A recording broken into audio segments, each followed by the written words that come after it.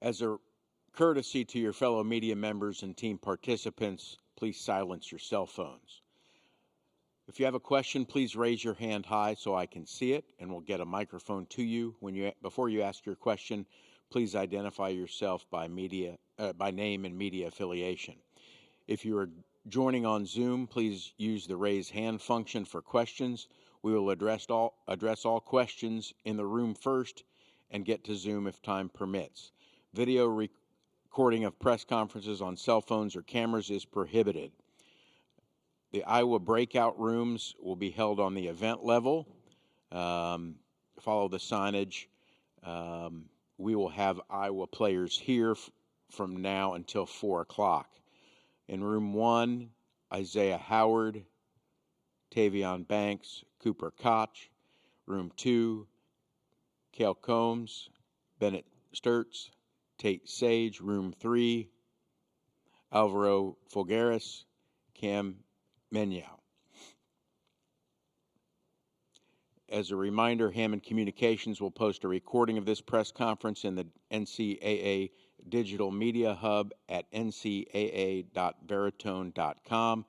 Transcripts of this press conference will be provided by ASAP and will be posted shortly after the conclusion of this press conference.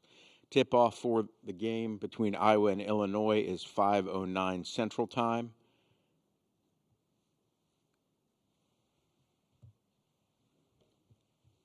Iowa players and Coach McCollum are en route.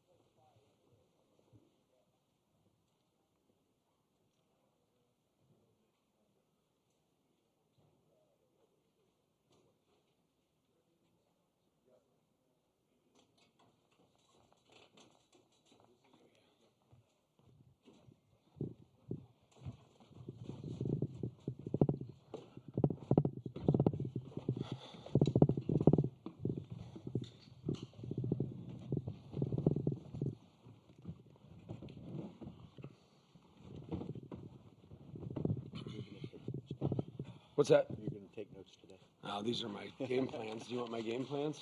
See if you can read them. Sure, that would be great. All right, Coach, welcome back to the dais. If you would make an opening statement. We're excited to compete to be able to get to a Final Four. I think our prep today was good. We'll get into some film on Illinois, which we already have done. Again, excited to compete, excited to fight. Can't wait for tomorrow. Okay, we're going to open it up for questions for the players. Again, we have players till 4 o'clock. So direct your question to the players. Be sure to address which player you want to answer your question. And then, as a reminder, we'll get the microphone to you, and then just identify yourself by name and media organization. Let's start the second row, first seat on the right. Chip Patterson, CBS Sports. This question's for Bennett. Bennett, I wonder, what were your impressions of the Big Ten this season, playing in the league, and also are you surprised at all this many teams from the conference are still competing? Yeah, not surprised at all. I think it's great for the Big Ten, great for the conference, just to see this many teams and Sweet 16 in the Elite Eight. But yeah, it's a physical league, and I knew that coming into it. It's like any other league, every game's going to be tough, especially on the road, and you're never going to have a game off, so you had to bring it every night. And obviously, it was a step up from the Missouri Valley, and yeah, but not really any surprises there. Let's come second row middle.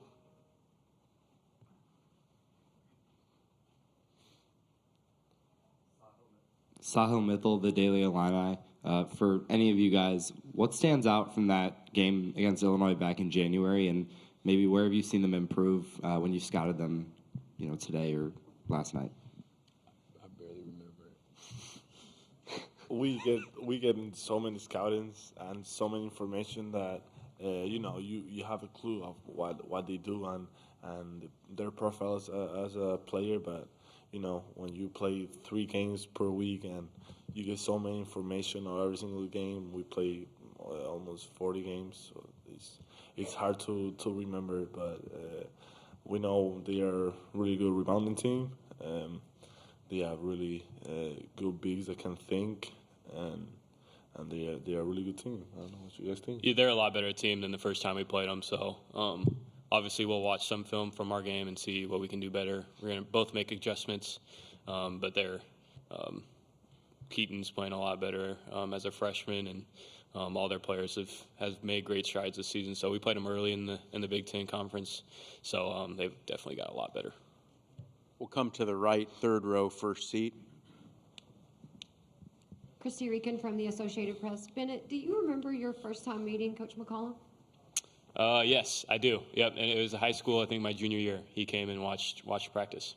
And could you share your impressions of that time, and could you have imagined how y'all's paths would be linked and that you would be at this moment right now? Yeah, it's pretty amazing. He won 3 straight natties before I got to meet him, so it was obviously pretty cool, and I had no other offers. So definitely in shock when I first saw him, and yeah, it's been a crazy journey so far, and hopefully keep it rolling. We'll go third row middle.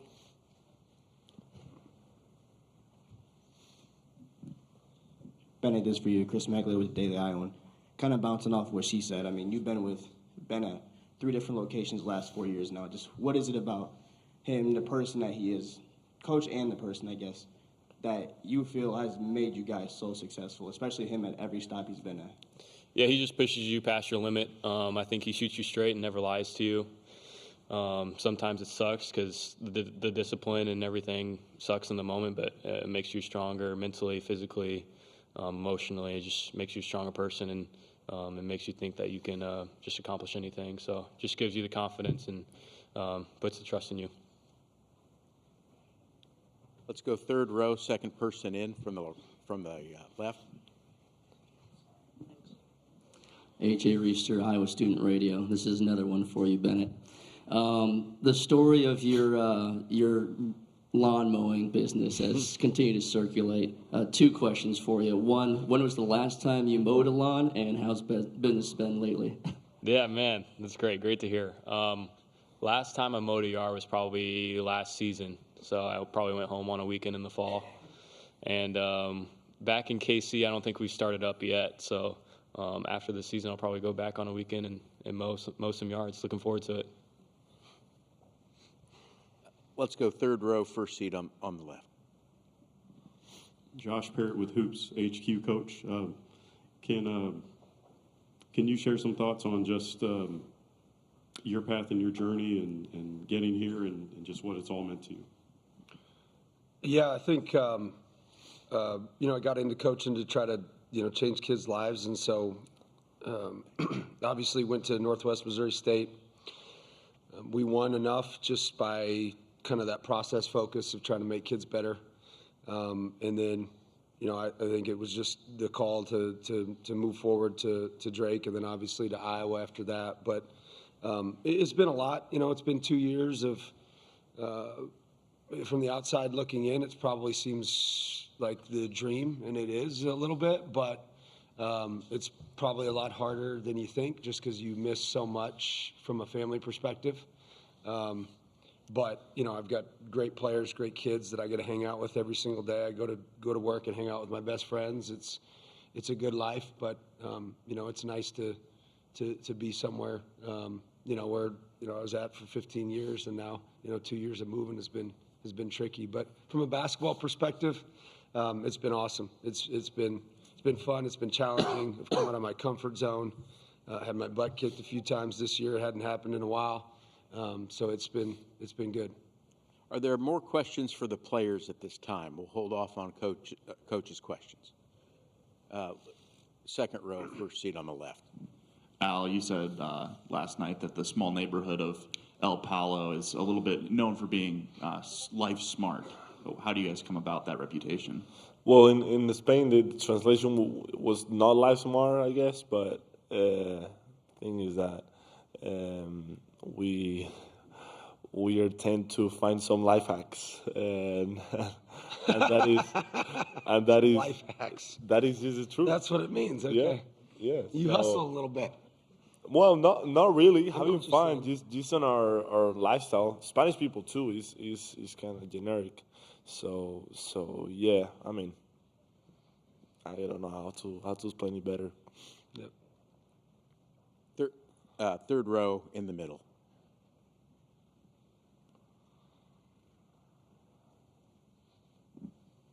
Tavion, this for you. Chris Maglia with the Daily Iowan again. I mean, you joined Ben at Drake, and then you came to Iowa, and it seems like throughout the season you have played a key role to help Iowa get here. But what role has Ben played in your development, going from JUCO to being a key player on a Big Ten team? Just what Bennett said. He's a very honest coach, and he's gonna always tell you the truth and just be hard on you. It's just because he cares about you. I believe that's a big role in my life because it's not that many people that would do that and just be really honest with you and just push you and challenge yourself on and off the court. So I just, I believe in him at the end of the day, no matter what he say, and I just do my job, and whatever he say, I just do it. Don't question him.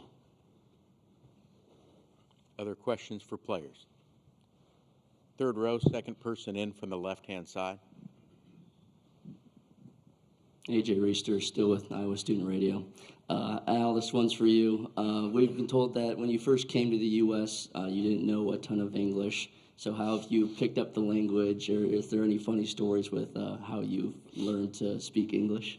Yeah, for example, in my very first practice at my high school, I went to, I wasn't playing really good on practice, and one of the coaches came to me saying, "Wake up, whatever, you're not doing good." He was kind of hard on me, and I put a face like he thought I was challenging him. But the truth is that I didn't know anything. I never talked with that guy in my life. So he didn't know that my face was because I wasn't understanding him. And with that, a lot of things. But at the end of the day, you learn, and you came here to learn the universal language called basketball, So I guess on that part, I learned even more than just a couple of words in English. Is there a question? That's a part of him being life smart, is acting like he doesn't understand me sometimes, kind of giving me that quizzical look. Yeah, I got that card. Yeah, behind my I didn't understand, Coach. Oh, really, Al? Yeah. Life smart. Yeah. Was there a question down here in the front row? No? Okay. Anyone else for a player? Player, second row, middle. Sahil Mitchell, the Daily Illini. Last night, Illinois, not only did their bigs rebound and be aggressive in the paint, but I think Wagler had double-digit rebounds. So how do you prevent, some of their smaller guards or wing guys from getting in there, especially when you're dealing with such a big front line? Yeah, I think we all got to be ready to go. They crashed 5, and they're the best rebounding team in the Big Ten. So we had some challenges last game. And we definitely got to be ready to go, and it starts with the bigs, but it also starts with the guards. And Keaton had like 12 rebounds. So me, Kale, and the other guys, Tate, Howie, we really got to be ready to go, and it's not even take one possession off. We got to do it every possession. Thank you, players. You're excused. Yeah. You say it. It's up to you. I mean.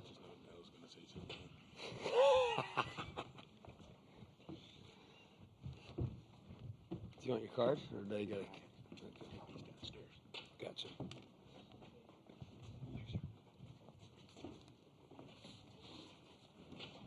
All right, questions for Coach McCollum. We'll start second row, first seat on the left.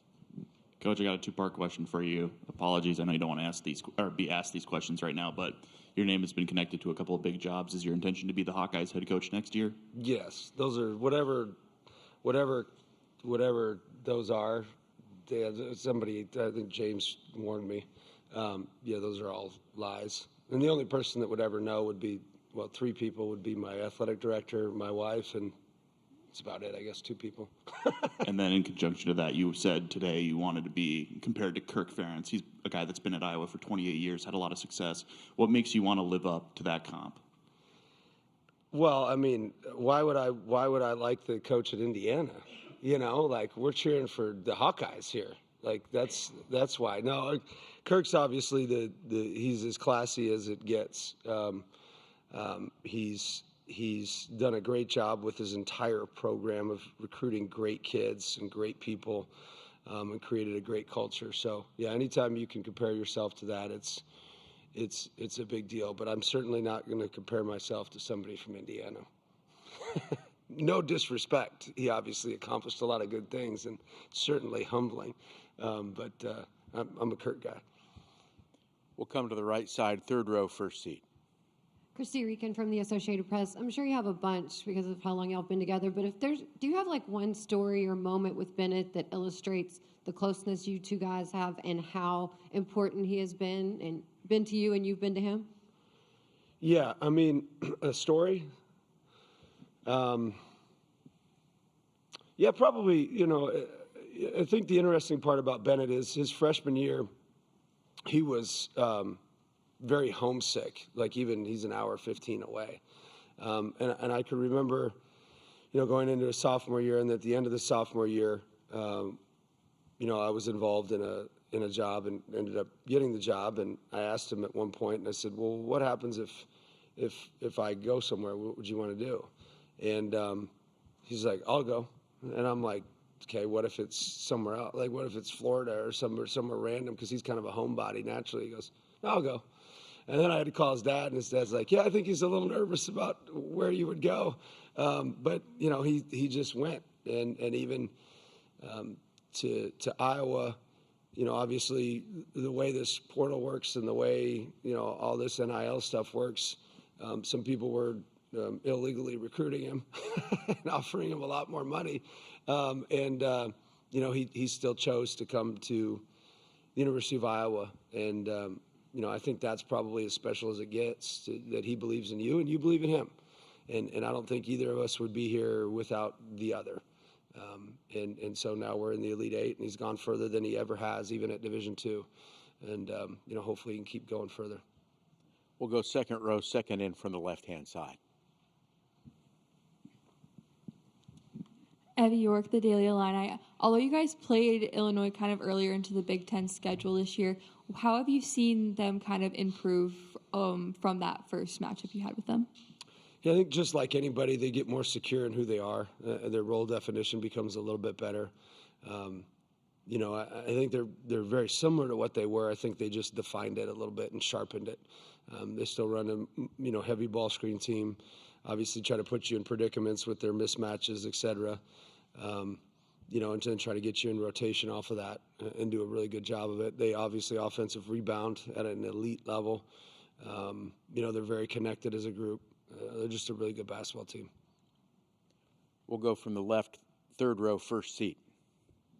Coach Josh Parrott with Hoops HQ. Can you share some thoughts on the Big Ten representation in this regional in particular, and then add your thoughts on Coach Underwood and his path and journey? Yeah. You know, going into the Big Ten, it was always curious as to what it was. I think that, you know, the nice part is a lot of these guys do have, I guess the team we're about to play doesn't have as many four-year guys, but the Purdue's of the world, the Michigan States have guys that have been in the program a little more consistently, and then you've got really good coaching, and obviously Coach Underwood did a great job of recruiting to his personnel. Wisconsin did a great job of that. A lot of these teams in the Big Ten understand what they need. They understand who they are as coaches, and then they recruit to it, and they get the right players for their system. So it becomes very difficult. The good part is it helped a lot of us in the tournament. I think sometimes it can hurt you too, just because you get beat up a little bit, maybe lose your confidence. It helped us from a process perspective, and we continue to grow and get better and be better and better as long as we focused on that. The second question was what again? Yeah, I had met him, or not met him, I had called him one time. I think he was at Western Illinois, maybe as an assistant. Does that sound right? He had been at a junior college maybe in Florida for a time. And then I think he bounced around maybe some Kansas JUCOs at one point. And then maybe K-State. So I had called him maybe on a player, I feel like, when he was at Western Illinois as an assistant at the time. I believe he was an assistant there. And, got to know him through that. I probably don't know him that well. I think I talked to him then after he'd won the national title. He's a lifelong learner, and he had called me on some stuff, like just a short conversation. But I think he pays attention to good basketball wherever he can find it. And obviously they've changed how they've been from where he was at Stephen F. Austin to Oklahoma State to where he's at now from an offensive perspective. He's drastically changed, and I think that says a lot about his ability to learn and grow. We'll come to the right side, first row, first seat. Hey, Coach. Madison Ertzik with the Cedar Rapids Gazette. I remember talking with you earlier this season. You were talking about the ups and downs of experiencing a first full season of Big Ten basketball. What's it like to see a second familiar face in this NCAA tournament run? Yeah, I mean, this time of year, it's like, do you like your matchup? No. I don't think anybody likes their matchup. I didn't like the Clemson matchup because everybody's good. So I don't know that it's like I don't know. I mean, maybe an outside opponent's fun. I'm good with whoever we play. I'm glad to be here and excited about the opportunity to be able to play. Obviously they're a really good basketball team, but everybody, if we were playing Houston, they'd be a good basketball team. So we'll find out tomorrow if I really like the matchup or not. Third row, middle. Hey, Ben, Chris Megley with the Daily Iowan. Earlier today, I found an article about you posted by The Athletic 5 years ago, and kind of want to read it a little bit to you. It was when, in your second season at Northwest Missouri State, you were 28 at the time, I believe, and you guys were just coming off a loss to Truman State. Yep. You were on the way home. You called your mom, and you said that you didn't think coaching was for you, that you wanted to quit. And when she asked you what you told your team in a timeout, you said, stop playing so frustrated. And then in the moment you realized that you were coaching with negative energy and that you needed to coach with positive energy. And once you realized that, that's when you took that corner. I guess, what is coaching with positive energy? What does that look like? Yeah, I think the big thing, the lesson that I learned there was I think that was C.J. Moore that probably was it his article? The lesson that I learned was, I'm a big be the change you want to see in others. So if you want to see change, you better change. And so, it's not always just like just happy times. Like that doesn't necessarily mean it's you don't have to get on people and you don't have to have some intensity. But when you coach with a high level of frustration, and for that game, I think my team was playing really frustrated at the time, and I wanted them to stop playing frustrated. And called him in the huddle, and I told him stop playing so frustrated. And my mom asked me the question back after I told her I was quitting coaching, and she said, she goes, "Okay, say it to me how you said it to them." And I said, "Stop playing so frustrated." And I'm like, "Oh, I'm the problem. It's not them that's the problem." And so we ended up actually finishing that season 6-3. Ended up winning at Fort Hays State, who was like top 10 in the country, had a 21-game home win streak.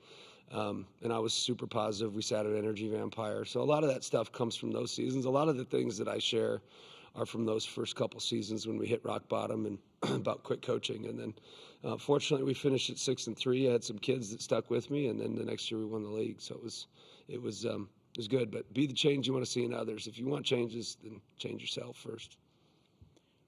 Third row, first person in from the right. Matt Stevens, Illini guys. Ben, when you watch Illinois on defense, especially in this tournament, what are you seeing, and what exactly stands out to you? Tall people. Seeing a lot of tall people. I mean, they've just got such elite length. I mean, their length is elite. And honestly, probably the most unsung hero in their entire program is Boswell. I mean, he is the edge that they need. He's the alpha. I mean, he's good. He's physical. He gets downhill. He defends. He's got great energy. I think he's the leader of that defense. But they've got great length defensively. They're more keep you in front. They don't foul a lot than some of the other teams that we've played, but they obviously do a great job defensively as well. Third row, second person in from the left. AJ Reister, still with the Iowa Student Radio. Going back to last night, Nebraska had 8 second chance points in the first few minutes, but then the rest of the game you guys held them to just 3. What were some of the defensive changes that you made to clean that up and make sure you limited their offensive boards? Man, I'd like to say that, I just made this huge adjustment, and it was like, man, I did that. It was do what we were supposed to do when we started the game. Box them out, please. And that was about it. That was the adjustment. I don't know. People always talk about these earth-shattering adjustments. Once you're in the game, there's a few things that you can adjust to. But if you haven't worked on them, it's not going to work anyway. So those are things we work on daily in practice, is boxing out. Even in the second half, they got a few O-boards, and we just were soft on our box outs. We weren't physical. Anytime it was like, hey, I felt like that was over the back, and the official's like, hey, you got to box out a little bit stronger. That means you're playing soft, because we just weren't as physical as we needed to be boxing out. And then I thought we did a better job after we gave up all those points of boxing out. And then we actually stopped fouling shooters too. That was really nice as well. Were there other questions? Okay. Coach, thank you very much. Thank you.